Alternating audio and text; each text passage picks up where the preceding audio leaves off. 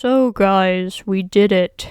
We reached 1,000 subscribers. Yes, I know my last video is an update about the future of my channel and promising 2 longer commentary videos afterwards, but trust me, they are in the works right now. August has just been a hectic month from construction going on in the house I live in, which made it impossible to record or focus on anything, and celebrating my graduation from college and inviting family, which you know means I have to clean the whole house. Mic issues, applying for jobs, getting interviewed in France. Oh yeah, that was a thing. Flynn's is coming and I'm almost at 180 polls for him, etc, etc, etc. However, I can't not celebrate 1,000 subs. I believe at the start of 2023 when I began uploading, I had 9, and then at 2024 I was up to 29, and then at the beginning of the year it was 217, and now it's around 4.5 times that, and we've hit September. This means a lot to me because I have always wanted to do YouTube videos, even on the side, like not even as a full career, just kind of as a side hustle, and it's a huge milestone to hit 1,000 subs regardless. It may not seem like a lot of subs, like I'm no PewDiePie or Mr. Beast after this, but 1,000 people is still a lot of people. Like, try and picture that amount of people in your room or in your house, or picture you knowing 1,000 people to get a true scale of it. What means the most to me is 1,000 people decide to support my channel and tune into what I was saying or doing, and honestly, there isn't much here. Like, my voice only appears in 3, now 4 videos. I cannot thank you all enough. Without you guys, I won't even be making this video, and I will deliver on my promises to make more content for you all.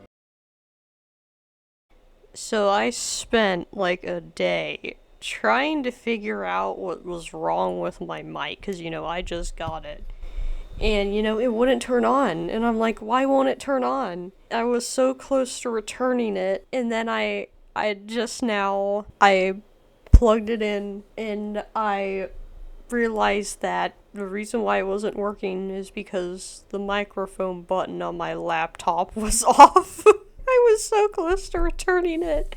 I'm glad I did, and I like this mic. Hello everyone, it's me, Seagull, and today I want to give some advice and explain some things that I learned from my experience in traveling to both Ireland and France this summer. I was blessed to be able to go this summer for a study abroad / graduation trip, and I absolutely loved it. I kind of want to make this video again for advice, but also to memorialize it, tell stories, show cool pictures, and more. And we're gonna go over 10 points. So, let's get started. If you have the chance or opportunity to study abroad, then definitely take it, especially if it is within your major. Some background for me is that I am a senior in college. Well, I graduated 2 weeks ago, and when trying to schedule for the spring semester, I noticed that I was behind on hours I needed to graduate. I already had 17 hours scheduled in the spring, which is a lot, so I could either push off my graduation date to August and get the 6 hours then, or take 23 hours and graduate in the spring, which no. But then I remembered something. Hey, so there's this trip to Ireland that will get me 6 credit hours. But jokes aside, when I ended up factoring the prices of all the flights, food, etc., was still cheaper than 2 summer classes, and I'll be exploring the beautiful landscape of Ireland instead of sitting on my computer in a room. So it was really a no-brainer. I do know that there are people who want to study abroad, but they can't for many different reasons. You may want to, but you have work over the summer, or you don't want to take a semester away from all your friends at college, or you may not have the money, or your parents aren't comfortable. Those are all perfectly valid reasons, but I do have the experience convincing my parents. Just go with it, the financial aspect and the practicality of it. That is what worked best for me. There is some economic term that I forgot where it states that something may cost more money, but you'll get more emotional benefit out of it, so therefore it is worth being spent on. And that has changed my outlook on money in general, and it applies to study abroad. Like I said before, is going to a foreign country and getting a hands-on experience on a subject worth more than your education in life than learning in a classroom or online? In my experience, it is also really safe depending on what country or what area you are in. Yes, bad things can happen, but they can also happen anywhere. Just be aware of your surroundings and the people you're with. Don't get too drunk, don't do anything illegal, and don't go out alone at night. Also, you will be traveling with mostly new people, so you don't know each other as well. I mean, maybe you do, maybe maybe you're going with a friend, but if you don't know anybody there, don't feel shy about asking them to come with you to get food or the grocery store, because pretty much everyone there is in the same boat. This is something that I want to touch on for a bit, but it won't be as long. So I've never been on a plane in all my 22 years of living before this trip, and I had some questions which were answered. Yes, you can bring a Bluetooth device, use your phone, AirPods, etc. I didn't use them much on my flight over because I mainly watched the 2 How to Train Your Dragon movies. Not 3, because 3 sucks. Yes, I said it. The planes are safe. You're more likely to get struck by lightning than get in a plane crash. It's very cool when you're flying off the runway. It's like you're in a giant enclosed roller coaster. I will say for overnight flights, make sure you know your sleeping habits. Like, are you able to sleep in any position, anytime, anywhere? Or are you like me where you can only fall asleep laying down in complete darkness with no noise? I really tried to sleep on the plane. I had no caffeine and even got gin on the flight. Nasty drink, by the way. But I still couldn't, and arrived in Dublin at 5 a.m. all groggy and tired. If you know you won't sleep on a flight, get a coffee or a Red Bull or something to help with the time change. I will say the flight back was worse for me because I am a huge night owl and my body will function like it's 1 a.m. at 7 p.m. And I'd be like, it's 1 a.m., why is the sun still out? The food on the flight was good, mainly because it's Aer Lingus. They serve mashed potatoes, and I know it's stereotypical Ireland potatoes, but the difference in Irish potatoes and butter was just so good. The food on the way back was alright. I don't think it's terrible as many people make it out to be. Now I'm going to hold your hand when I say this, but big cities and tourist destinations are often big for a reason. While studying abroad, we stayed in a smaller town, but we did go to Dublin and Belfast during the trip. But after the study abroad was over, I stayed in Dublin for a few days with some relatives before going on to France. Really, the only large city we were in was Paris and maybe Lille over there, but we didn't spend a lot of time in Lille, sadly. With bigger cities, you can basically find anything you want to see. Oh, you like literature? Well, Dublin's home to famous writers such as Oscar Wilde and James Joyce. You like military history? You can go to the General Post Office and see where the Easter Rising took place, which I did not get to do, sadly. You like beer? Go to the Guinness factory. One thing I know is most sites will be very crowded, especially big tourist sites like the Eiffel Tower. I saw someone get into a fight there. You may have heard about scammers and pickpockets, and thankfully I only had one run-in with the scammer. The specific scam was the Paris taxi scam. Basically, Paris has registered taxis, and you will know because it will say taxi Parisian with either a green light, meaning they are vacant, or a red light, meaning they are full. The reason for this is because people will try and use fake taxis to pick up tourists around train stations and the airport who don't know the difference between a real and fake taxi and end up charging them for a ridiculous amount of money. Oh, and another one I saw that was kind of funny, like I saw this in person, was the Mickey Mouse scammer. Basically, there's a guy and there's like different guys that walk around the Eiffel Tower dressed as Mickey Mouse. Not the official Mickey Mouse, but in like a Mickey Mouse costume from Temu, and will ask you to take a photo with him and then ask you to pay him. Often like some ridiculous price. Even if you refuse, then he will sometimes jump into your photo and say, hey, you got a picture with me, pay me. Basically just using really scummy tactics to get your money. Now, I know for sure one day I'm gonna go to someone's house and there's gonna be a nice family photo on display with them in front of the Eiffel Tower, and it'll have Mickey in it. And we'll say, oh, look at when we got a photo with Mickey Mouse in Paris. Isn't that neat? And I'll have to go, there's plenty of videos covering scammers in Paris and other large cities in Europe, and they do a much better job at covering it than I do. Just keep your belongings close to you and know where they are at all times. Like if you have your phone in your pocket, put your hand in there too. Try not to get too close to people and stay close to the people you are traveling with, and just be aware of your surroundings, you know, like everywhere you're going.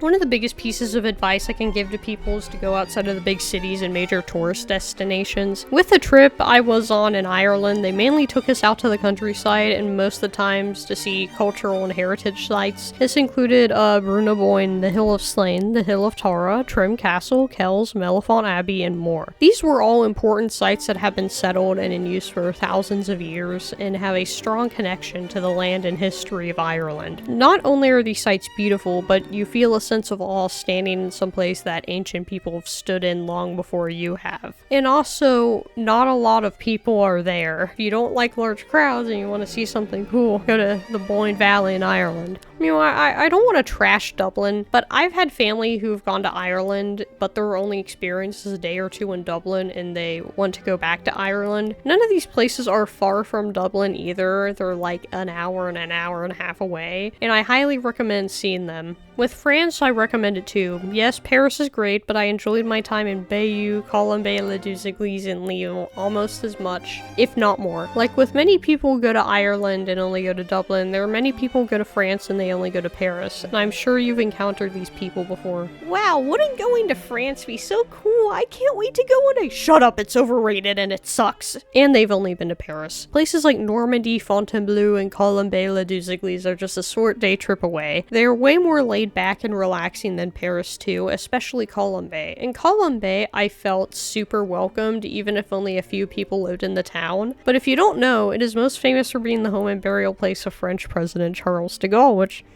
I have a lot of interest in, as you can probably tell if you've known me for like 5 minutes. And as someone who's been fascinated for him for years, there was something so special about seeing his grave with only the words Charles de Gaulle 1890-1970 on it. Since de Gaulle was known for being very arrogant and full of himself, this gives an important insight into his true personality. Also, I like his gravesite better than Napoleon's. Yes, I said it. My experience with food is an interesting one. I didn't really eat at any place that was like terrible. Irish food has a bit of a reputation, but I can confirm it isn't that bad as they say, mainly the seafood. Now the seafood in Ireland is top notch. Definitely get the fish and chips. There's chipperies everywhere, but the best one I had was at a pub in a small town, so try those places if you want the best. Now, Belfast. I do need to shout out a place in Belfast. St. George's Market. Literally everything there looked delicious, and I had such a difficult time choosing what to get. An honorable mention goes to the cheese, milk, other dairy products, a full Irish breakfast, and potatoes. They're all very rich and delicious. Also, the Tato chips, but I don't really like salt and vinegar. I know Queso tried like Tato on stream recently, and I'm like, oh, I wish I had some. Now the alcohol. Fun.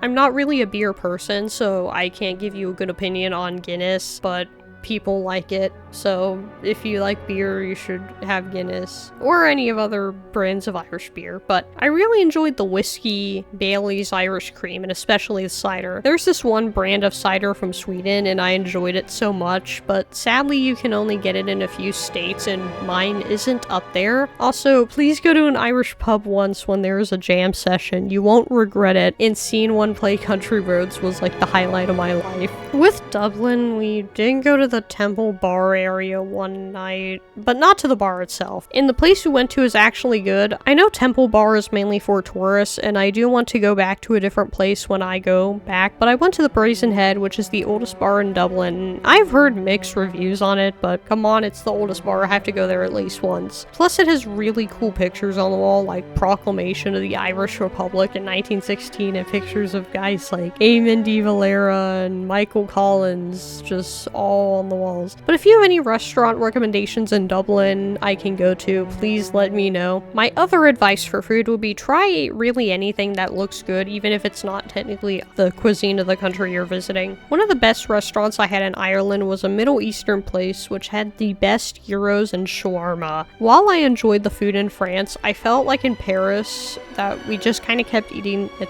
cafes all the time. I can't really complain since the food was good, but it did get repetitive after a while, and I kind of wish I went by my own personal taste than just what was near us at the time. I did say I did try two things that I really wanted to try, those being absinthe and steak tartare, the very healthy diet of champions. Absinthe is a very strong alcohol with a complex history, but it is mainly associated with the artisan culture of Paris in the late 1800s and early 1900s. Said to have hallucinogenic properties, it became so widespread that it was banned until the 90s. I didn't hallucinate from it because that's kind of a myth. It's more based on like, let's put other stuff in our alcohols, and back when like kind of food regulations were really a thing. I got tipsy and I sobered up pretty quickly. and it tastes like black licorice, but I still enjoyed it. For dinner that night, I had steak tartare, and it was probably the best meal I had in France. The waiter served it with 2 really good kinds of mustard, and actually really good mayonnaise, and it went with my meal perfectly. I wish I could make steak tartare here without the fear of giving me or my family salmonella. However, I must give my compliments to the food in Normandy. Please try the moule frites. But another thing we did was go to a couple small shops where we picked up pastries, cheese, meats, and just had a picnic, which became one of my favorite meals there besides steak tartare. Definitely do that. With any place you're traveling to, it's good to have at least some basic knowledge of history in the places you're going to. When I was watching guides for going to Ireland, they gave basic tips like be friendly to people, don't go to tourist traps, and then don't bring up the Troubles, which if you don't know is the conflict between Northern Ireland and Great Britain over whether they should join the Republic of Ireland or remain part of Great Britain. This is important to know because the Troubles occurred in the 1960s through the 1990s, meaning it was relatively recent, so a lot of people still have strong feelings about it. So, don't bring it up without knowing the history. I know IRA memes are popular and they can be funny, but if you're around the wrong people, then just run away as fast as possible if it shows up on your phone. Also, there is a drink called the Irish Car Bomb, and please don't order it anywhere. Also, guys, it's 2025.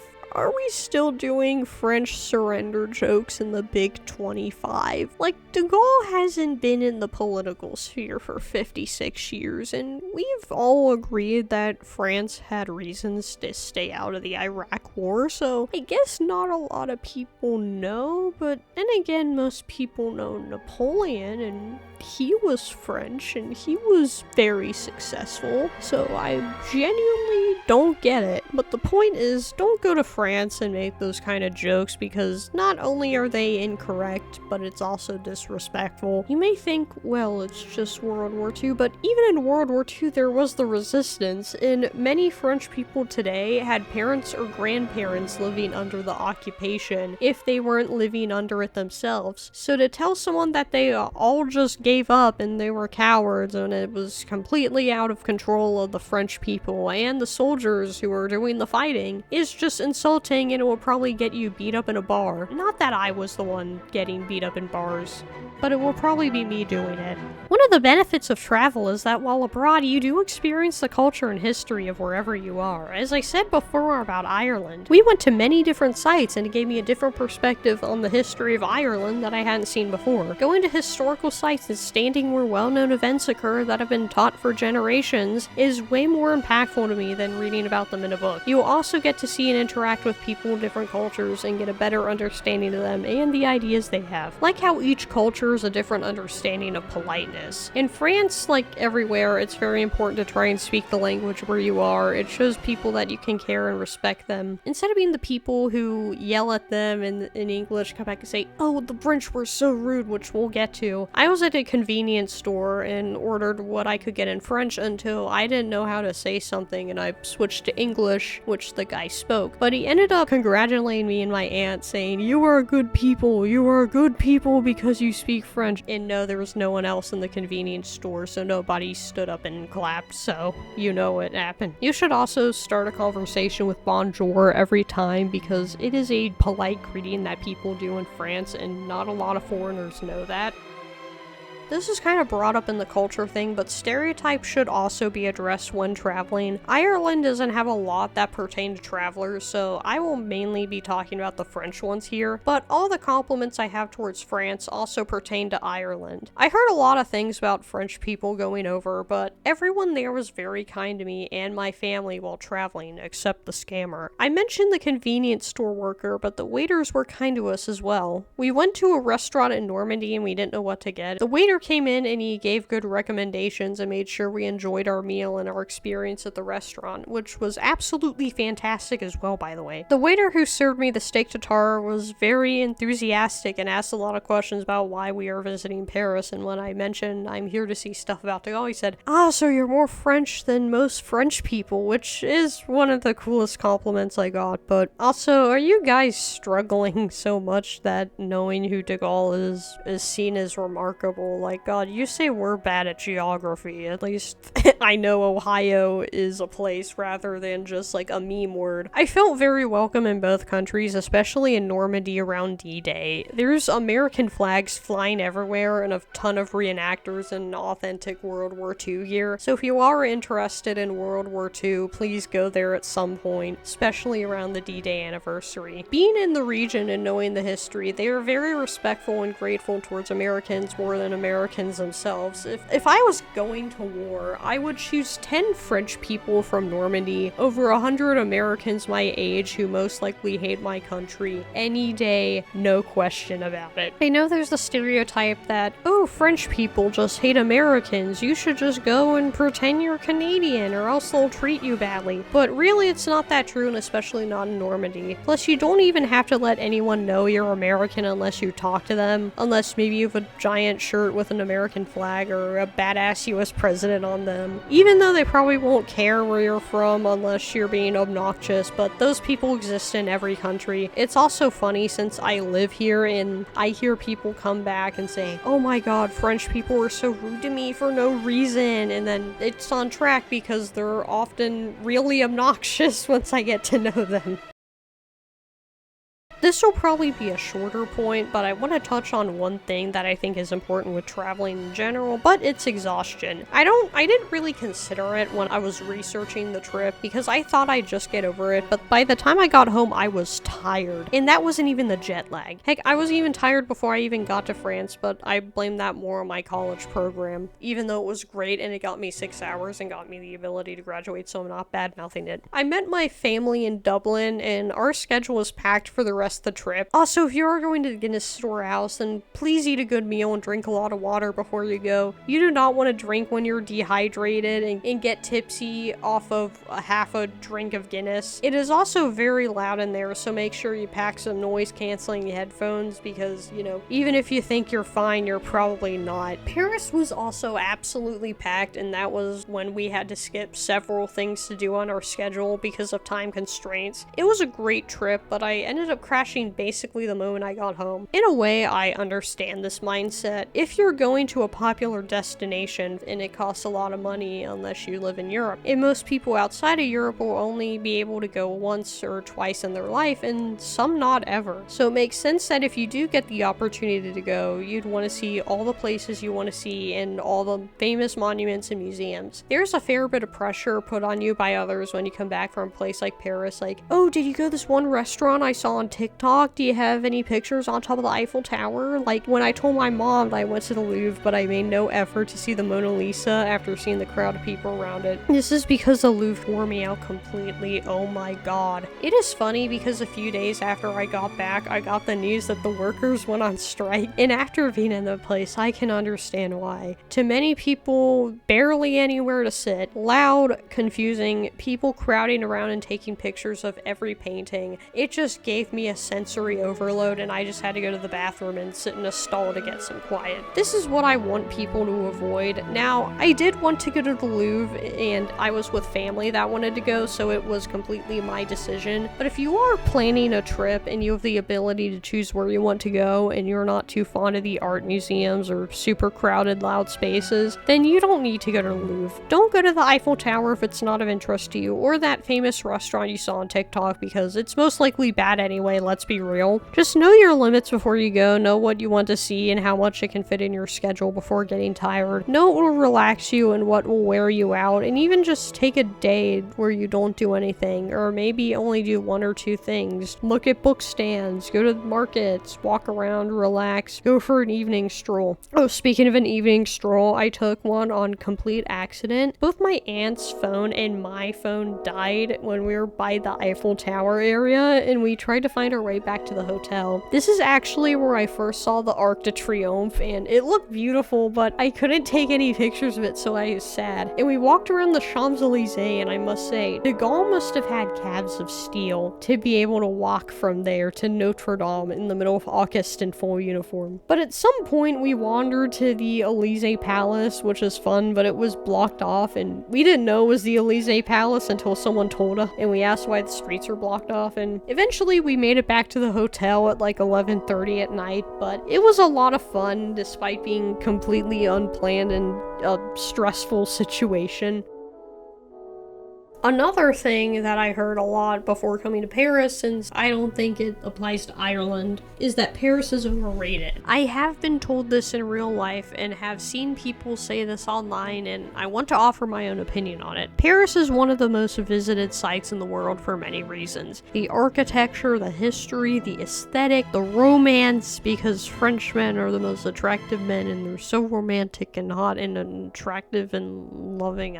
I don't know. A lot of people think like this, and when they get there, it's just a normal large city with normal people who live there, work there, and aren't going to be too happy with you taking Instagram photos outside of their home. The Louvre is loud and crowded, it takes forever to get into the Eiffel Tower, and scammers are prowling the grounds. The lady at the Arc de Triomphe tries to turn you away, and you have to walk like 200 steps to get to the top. But you know what? I went to the top of the Arc de Triomphe. I saw the view. I saw the names of all the marshals and generals in battles on the side, the Tomb of the Unknown Soldier, and I felt a sense of importance, not towards me, but just how important this place is. I went to Les Invalides, and while there were plenty of historical artifacts and things that belongs to General de Gaulle and Marshal Leclerc, but one thing stuck with me the most. In the cathedral, inside of the building, is a vault, and in the vault is the remains of General Leclerc. I lit a candle for him, and I sat there reflecting on my interest and passion for history and for this underrated general that I study. Even if I couldn't in person, I went and saw Leclerc, and that's enough for me to say it wasn't overrated. It's just going to be a small wrap up of what I said and expand on some of the previous points I made, mainly in the section on exhaustion. I've pointed out places like the Eiffel Towers, places I did not want to visit, but if you really want to see them, then I'm not going to discourage it. Just be aware of scammers. If this may be your only time to see Paris or Ireland, and if you want to see as much as possible, then do it. Just don't get worn out. Those places will pretty much have anything related to your interests. For example, my aunt loves literature and Oscar Wilde, so I went to see the statue of him and toured Trinity College. At first, I wasn't too interested in Trinity, having just gone out of college, and it was like, oh, we're gonna tour to see a bunch of Ivy League kids, but I enjoyed it a lot. And I'm going to apply there for grad school, hopefully, so wish me luck. Why else do you think I'm doing YouTube? But you also don't have to go any big places you don't want to go, and don't feel pressured if everyone else is going there. You don't need to eat at the biggest restaurant in Paris on TikTok or whatever. You don't even have to eat French food. Just make sure to get souvenirs at museums and official places you visit rather than designate souvenir shops. That doesn't really have anything to do with the topic, but I couldn't put it in elsewhere really. But look at my de Gaulle prism, he's so neat. Thank you all for listening to this video, which is way longer than I expected. The script is like 12 pages. I mentioned before in my update video that this was originally unscripted, but it sounded terrible since I didn't have a mic and rambled a lot. This led to me cutting out a bunch of footage where you could hear my keyboard and chair creaking, which was most of it. So it was very fragmented and sounded terrible. Hopefully this one is better. Keep in mind that I've only been in Ireland for 2 weeks and France for 1, so I did watch some of the channels that were a great help for me traveling. Those are Lucille and Les Frenchies. They have way more experience than me, and please check them out. This video is long, so I hope you guys enjoyed it, and I'll see ya.